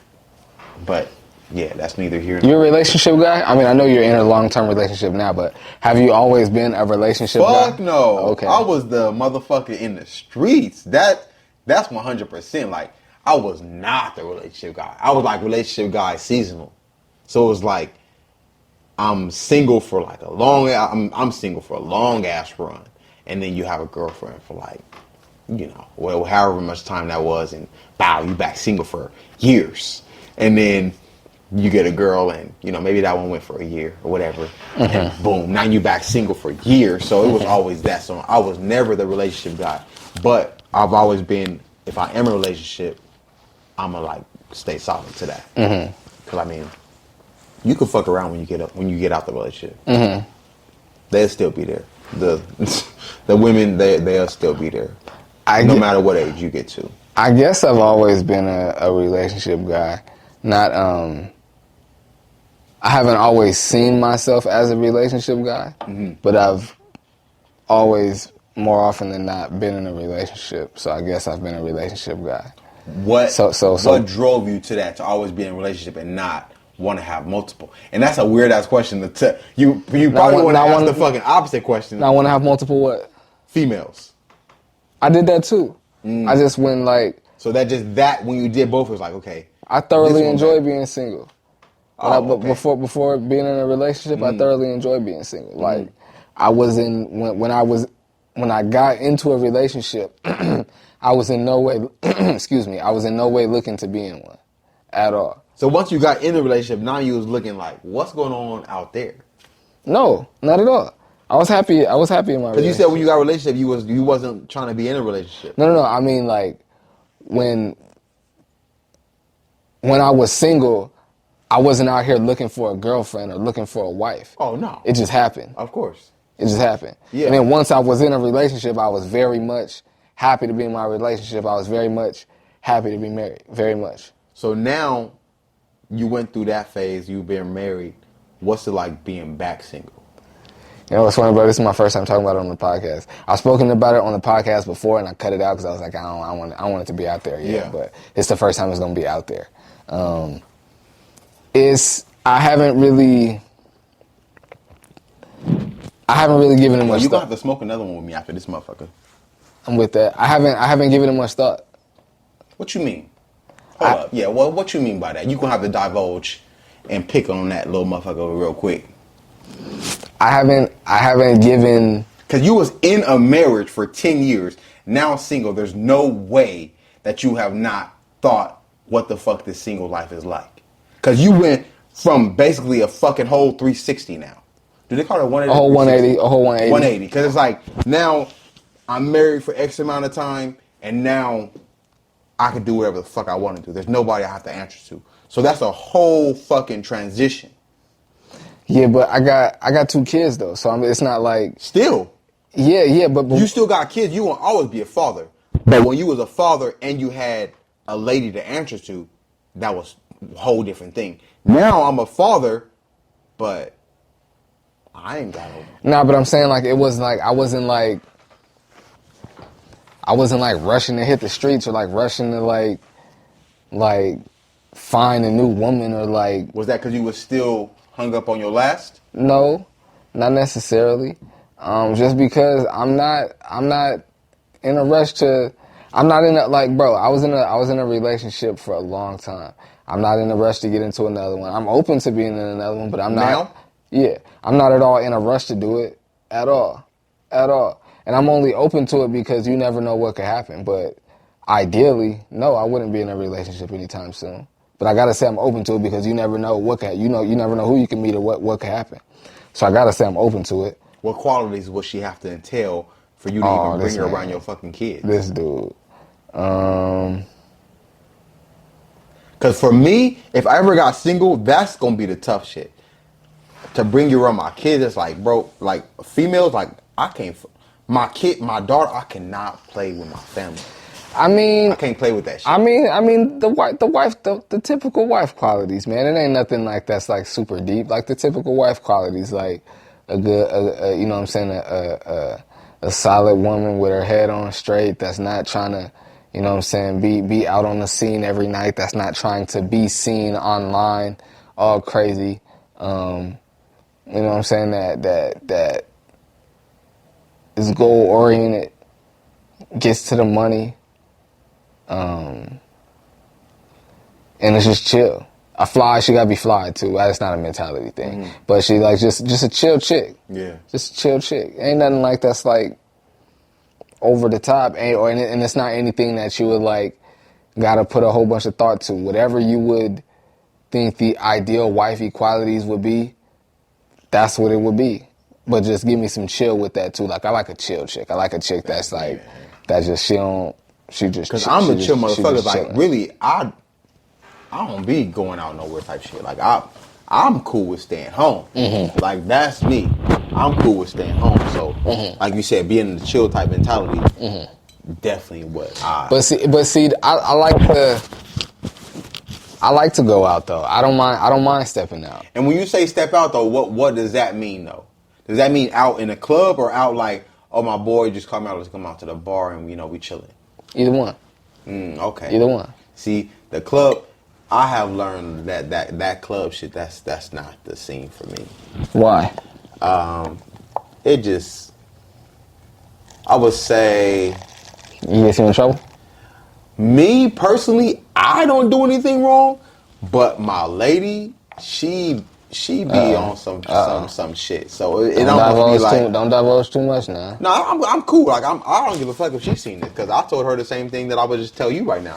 So as far as that part, it's like I could be here at this podcast and she'd come up with some bullshit and think I'm somewhere else type shit. So it's like I'm cool with telling females and shit like, no, I'm good. That sound like you done been caught cheating before, bro. Never in my life. Oh, you did say that. You don't cheat. Never in my life. You did Never. Say that. Never. It's more so there has been times that females have approached me or wrote me something or whatever, and now, and I'm more so, I'm private, so I like to keep shit more so to myself and shit, even when it comes just to, because I'm an only child, so I grew up more so like just to myself type shit. And my lady more so, she grew up with a big family. So that growing up thing was a whole different thing as well. So me being private is more so me being secretive. Mm-hmm. And that's not the case for me. It's just, I don't be talking so much about shit. So that I think has played a role in my relationships. They take that as, oh, you just trying to hide some shit. Like, nah, I just don't be talking about shit like that all the time. So I feel like that played a factor, even when I'm not doing shit. And they hear about it or see that a female approach me or whatever the fuck, you know. But, I mean, I'm okay with turning down pussy. Like, that's not serious to me. But you know what, bro? You know what's interesting, bro? Like, I didn't think it was in the cards for me, and it definitely wasn't in my plans to, you know, to be divorced and to be a single father. But I'm looking forward to it, believe it or not. To what's next? Yeah, to what's next, and also just this time period in my life. Like, is co-parenting easy? Yes and no. Yes, 85% of the time. And you could be like, yo, maybe even 90% of the time. You like, yo, I don't want to talk about that at all. Truly, no, I don't mind. So if your lady got a dude, she got a dude? So if she ended up getting with another dude and they living together, and obviously she take care of, y'all got kids together, how you feel about that dude being over there? And he a good dude though. And now and your sons come back and tell you like, oh man, whoever, whatever the fuck his name is, he took us to boo boo boo with mom and we had so much fun. Do you take that as, oh man, that's good, they got another good dude around? It's like, fuck, that's kind of, he taking my role. Nah, not ever gonna take my role because I'm always be present in my kid's life, so nobody's ever gonna take my role. But I don't look at it as a threat. I don't look at it as like it's not anything I worry about. Now, initially getting divorced, that was the first thing my mind went to. Right. It's gonna be some other nigga raising my kids one day. Right. That was the first thing my mind went to. But then you go to like number one, like I didn't marry that type of woman. Like I didn't have babies with that type of woman that would just like be like having anybody around her children. She respects me enough to not do that, but outside of me, she's not that type of woman that would just have any man just around her children. And that's what I got. First and foremost. And then behind that, because of how good of friends her and she and I are, she wouldn't do that. She wouldn't have anyone around them without speaking to me first. Mm-hmm. So those aren't things that I worry about. Definitely. That was me just something to ask it. I mean, I'm not co-parenting. No, I feel it. It's a great question. Yeah, I'm not co-parenting right now, but it's just like, I mean, whoever watching this shit as well be like, yo, maybe they're in the same situation, and that was something on their mind. Yeah, it's a great question. Those aren't things that I worry about. Now there are definitely just the other day had a conversation and an argument that I definitely didn't foresee. It was like, dang, I thought we was cooler than that. Like I didn't think that would happen. Like I didn't think we would have that argument. So dang, that's a little disappointing. Mm. So you can never foresee, like, you know, I didn't foresee getting divorced. So you can never foresee like what's gonna happen and what conversations or arguments you might have. But no, I don't worry about those types of things. You ever see y'all getting back together? I don't even think about that right now. Mm-hmm. I don't even think about that right now. For sure. Because I know how like people always like at the end of the day like, oh, I want, especially your kids, they're like, oh, I want mom and dad together, mm-hmm. type shit. So it'd be like, mm-hmm. you know. That's the one thing I do feel bad about. Like,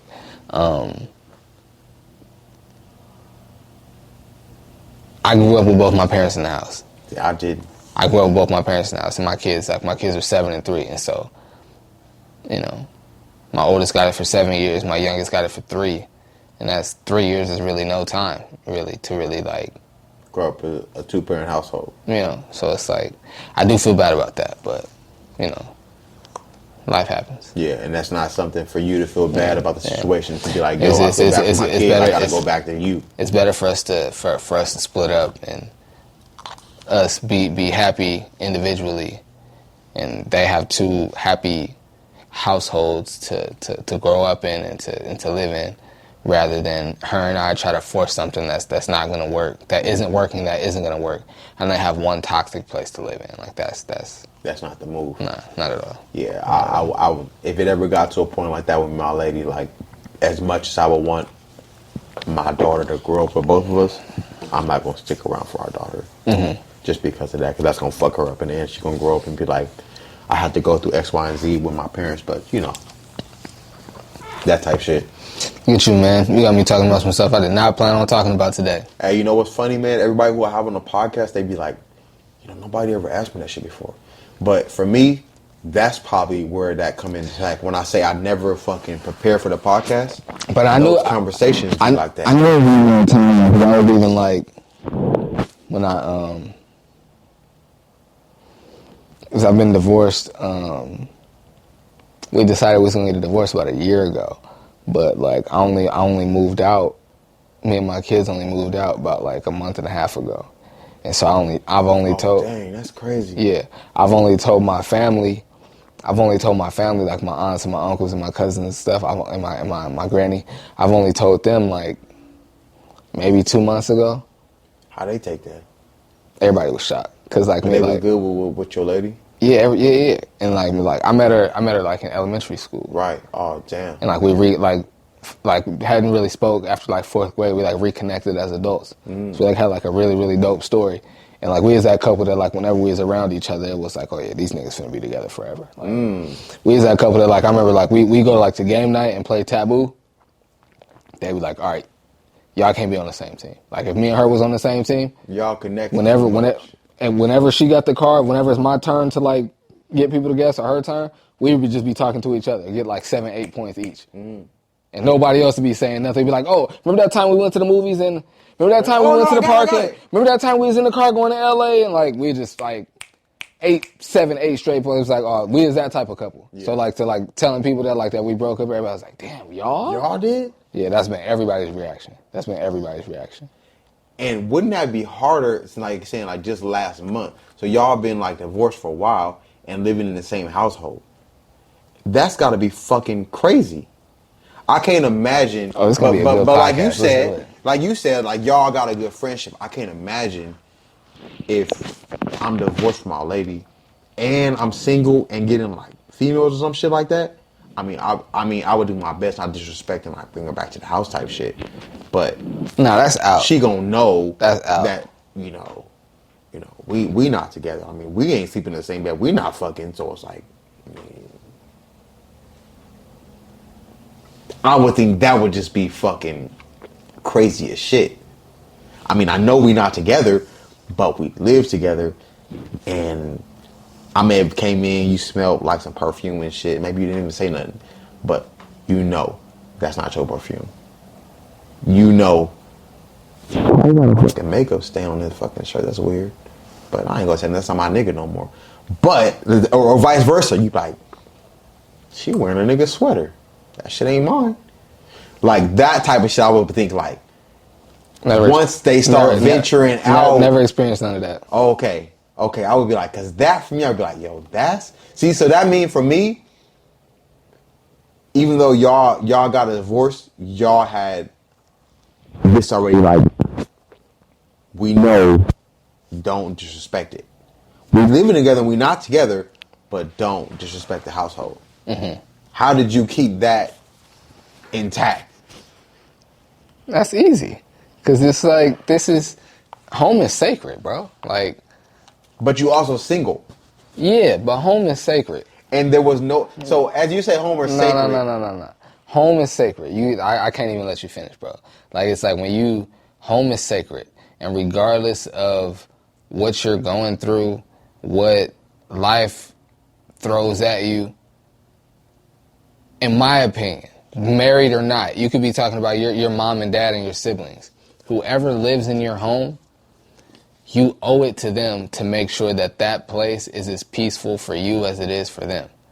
And even if it ain't peaceful for you, you can't be bringing no elements into the house to make it peaceful, to fuck that up. Yeah, to mess up the peace for the people that live there. Real talk. That's not fair and that's not cool.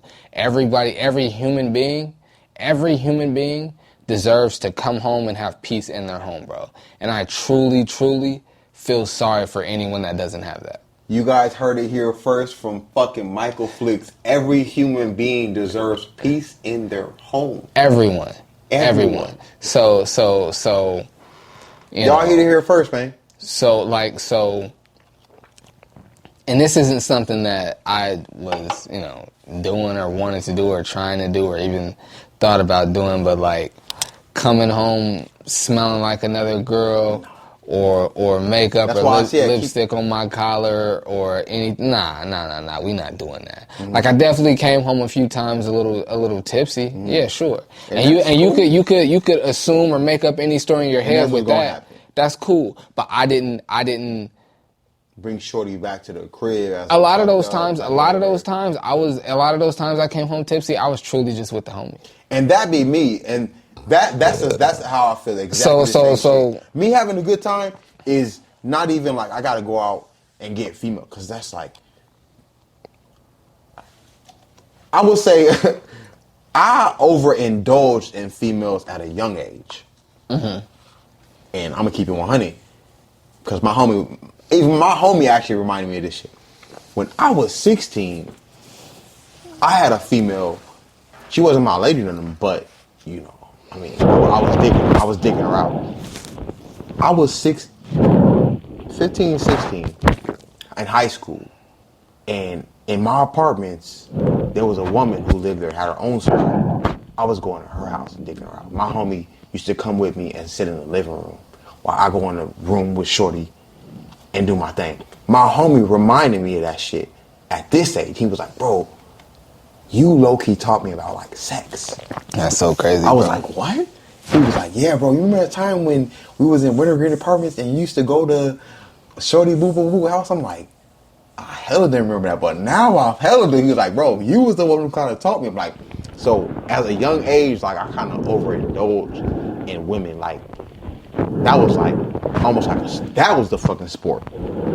Bagging them, and like, that was the sport. Oh, see, it was the complete opposite for me, bro. I was a late bloomer. Nah. I was a late bloomer. I started having sex at 13. Oh, nah. So that was already like, I said, I was overindulging in that. But I feel like that played out in a good way now, because it's like, now I'm not, that's not, even for years and years on end, like, that having sex with multiple females ain't really been my cup of tea. Like, that ain't what, oh shit, I want that. Even as good as she look and stuff like that, like you was saying, a peace of mind at home is way more than some ass. Because that ass is gone. You're gonna forget about that, but you gotta go back home. I wanna be good back home. So that's why I really feel like the cheating shit, I'd rather not indulge in that shit, because then I feel good to be able to be like, oh, go check my phone. I'll go do this, whatever. And then if she asks, like, hey, can I check the phone? You'd be like, why? Well, hold up. Now, I don't want to have to do that shit, because that shit is stressful. And stress ain't worth nothing. Stress could cause you to die. And that's for real. So that type of shit, that's why I keep it solid at home type shit.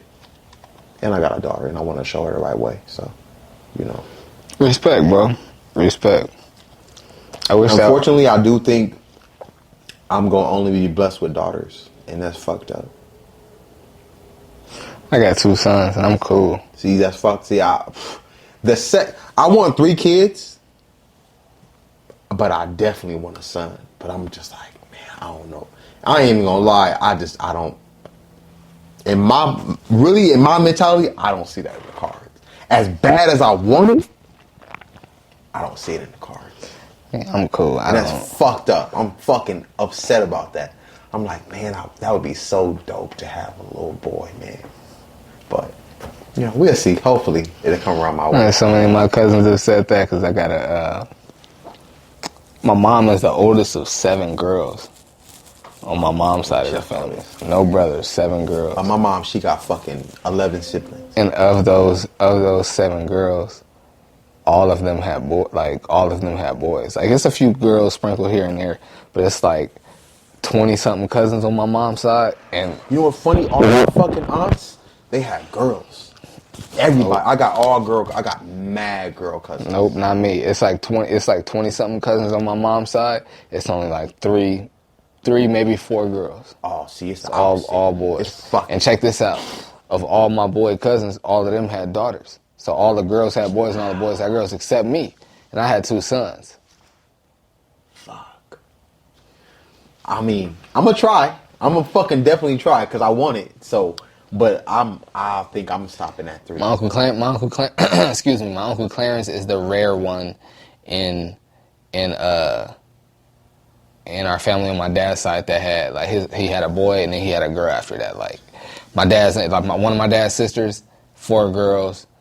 His other sister had a boy and then 4 girls. So she got 5 kids, only 1 boy.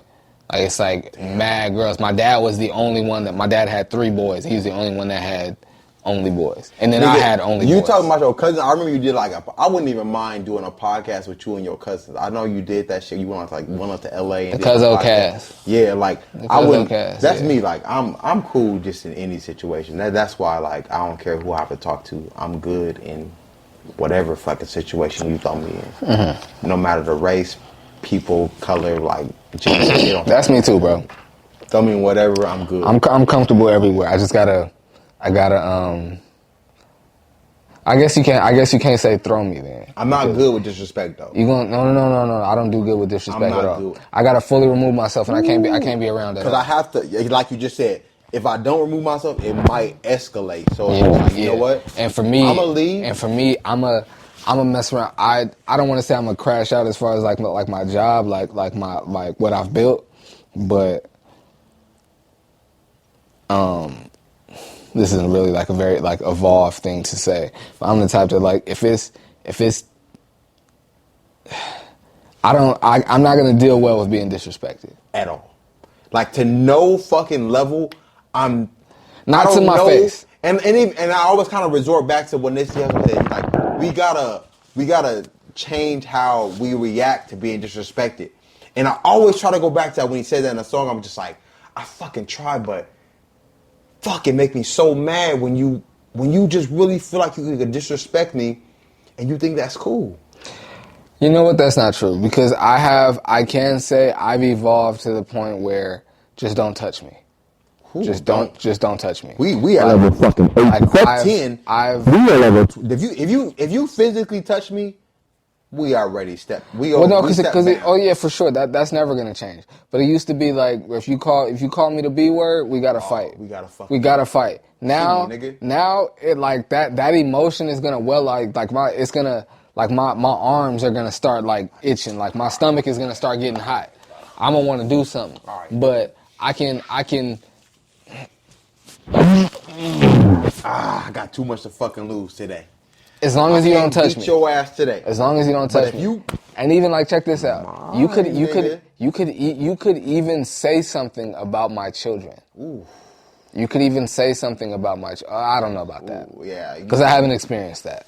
I can't say exactly. That. Like when you said that, I wanted to say, yeah, I could be like, oh, you don't know my daughter. I said that because I want to say I've gotten past simply words triggering me, but I've never experienced that, so I don't know. I don't know. Now that you say that, I'm asking myself, I'm like, how much could I let slide when you said, yo, fuck your daughter. She a bitch. She's fucking 2, nigga. What? She, what? All right. And then you keep going, and this is like, okay. I tried to let it slide. I could let that ride. Now you keeping going. No. I could let that ride, because you don't know my son. Like, you don't. So then what will push you over the edge? Because they don't know your son anyway, but they could say anything.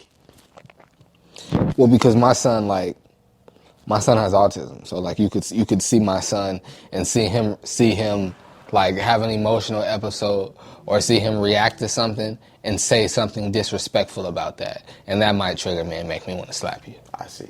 Okay. So that's the fucking trigger part. When you talk about my son's stability, and this is my fucking son, it's like, yo, this is a child, and you talking about some weird shit. It's like, now you disrespecting me and my son. Because he can't control that. Because it's like, if you say something about like... And for those, I mean, not many, for those who don't even know what autism is, what is autism? I guess I could pull it up and give you the exact definition. But there's a whole spectrum of autism. And my son is high functioning. So he could still like there's some children that are autistic that they need help 24 hours a day. Like, they need someone to walk them to the bathroom, to pull their pants down. They could probably use the bathroom by themselves, but they need somebody to pull their pants, like, help them with everything. My son is high functioning. Like, he can tell the teacher, like, yeah, I need to go to the bathroom, and they're gonna let him go to the bathroom. Like, he's high functioning, but like his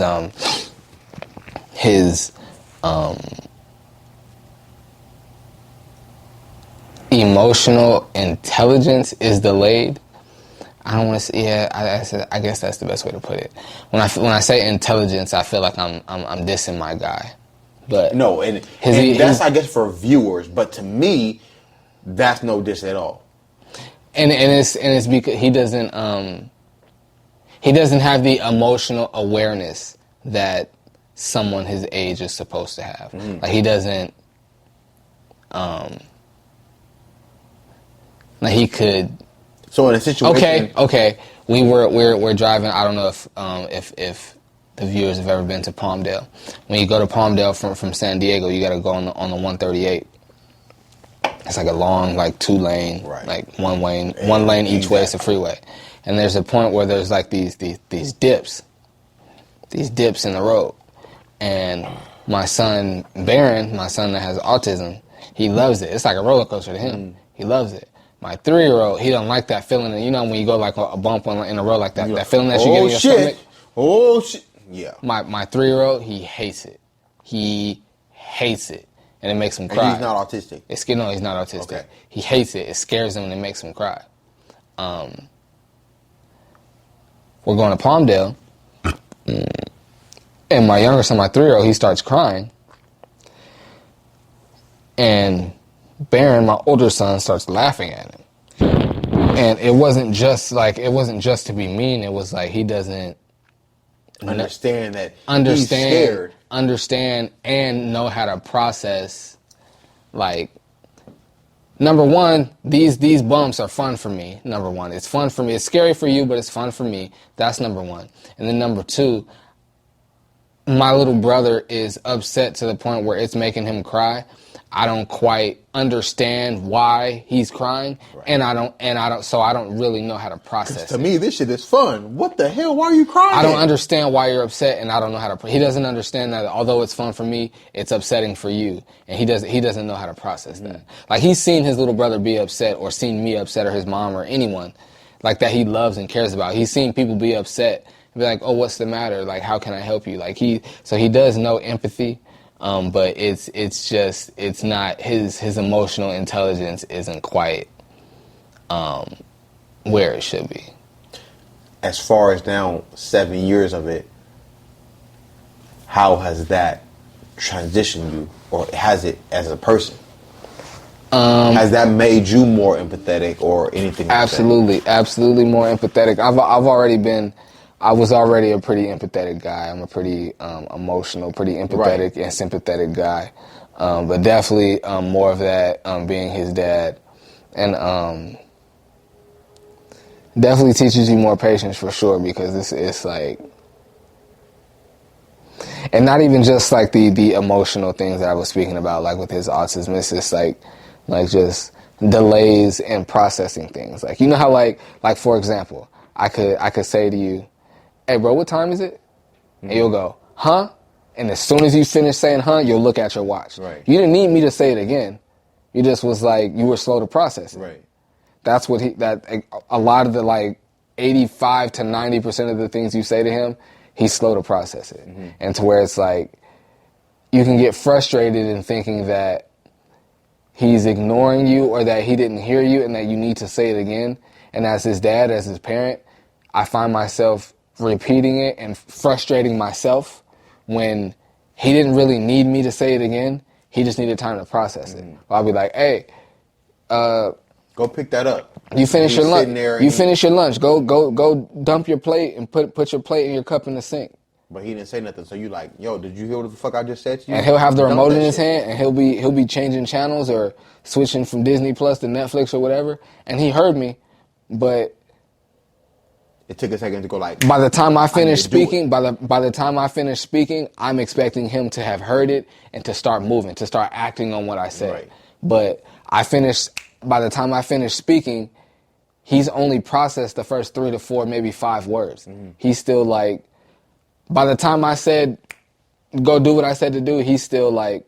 On the fucking part I finished my lunch. Now it's time for me to go grab my plate, dump it, and go put it in the sink. He's still at, lunch is finished. I need to go grab my plate. And I'm like, yo, did you hear me? Go grab your... And I've had to like learn and understand. Oh, shit, wait. You can't just be snapping at him, bro. He's not ignoring you. He's not being... We process shit different. He's not being... disobedient. He's not listening. He's slow to process, and I have to allow him the time to process. That's so yeah, it's been a challenge. That's why like I even had to ask that, because like my biggest thing when I was even having my daughter, it was like I just wanted to be healthy, because I already know it's like living with disabilities and things like that. So that's just something. And in life, period, it's just fucking tough. So then to have to add that, have you had to ever deal with him telling you he's being bullied? And with you and him being 7, obviously you can't go to school with a fucking 7-year-old. How do you deal with that? Well, that was my first reaction. I talked to his teacher. I guess I won't say the teacher's name. Let's say Miss Cindy. Yeah. I was like, Miss Cindy, what's the name of the kid that did X, Y, and Z to him? She was like... His name is Hubert. She was like, I can't tell you that. I said, Miss Cindy, I need to know the name of the kids that did X, Y, and Z to my son. She was like, Mr. Mike, I cannot tell you that, and I think you know I cannot tell you that.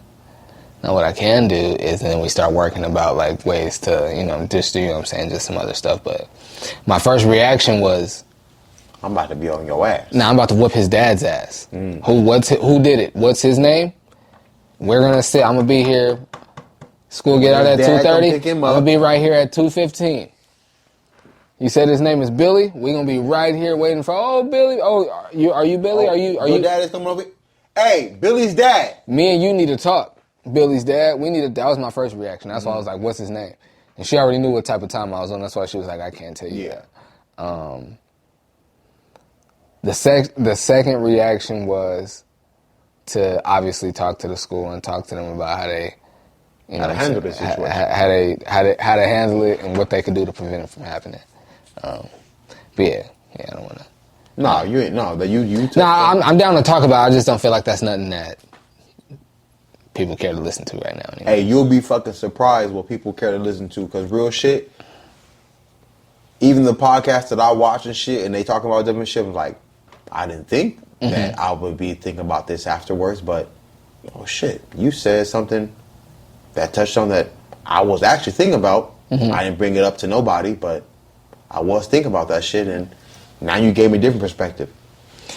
Random, because we're gonna wrap this up in about 10 minutes or so. No, don't even trip. You ever been to an esthetician and got a facial? Never. I want it. I've definitely got mani-pedi before. No, I did that. I definitely got mani-pedi before. Yeah, I like the feet shit when they do this warm wax. It's like some orange, like a wax shit. And they put it on your feet and it's kind of hot. It's like a bag or some shit. They put it and it's warm. That shit felt good though. I did the feet shit and the hands joint. I've been thinking about going. I only did that one time. I have been thinking about like maybe get your feet. I want them to get the extra skin on the feet. Get the whole little joint. Like that's what I have been thinking about getting. Oh yeah, man. Yeah. I feel like a lot of my hands be straight though, because I be taking care of them bitches. But I feel like a lot of men have accepted the mani-pedi, especially like athletes, especially football players, have made that acceptable. Honestly, but bro, I'm telling you, bro, find an esthetician that you like, that your girl like as well, because it's probably gonna be a female. It's probably gonna be a female. Yeah. Start getting facials, bro. I went to just yesterday, because I'm about to start. I was just telling you downstairs, I'm about to really start going hard with this content. I'm about to start really filming. I'm gonna be on camera. I'm already on camera a lot, but I'm being on camera a lot more. That'll be like you said how you want to do outside shit. That'll be one of the episodes right there. Bro, get the fucking face. I gotta take these off just so the people can see, so I can give her a proper commercial. I went to the Formula Skin Lab, bro. Went to go see the owner of the shop, Stephanie J. Got me right, bro. It felt amazing. Like she like had a whole like paperwork that you got to fill out the whole time. Why? Just so she can know like your skin history if you're allergic to anything.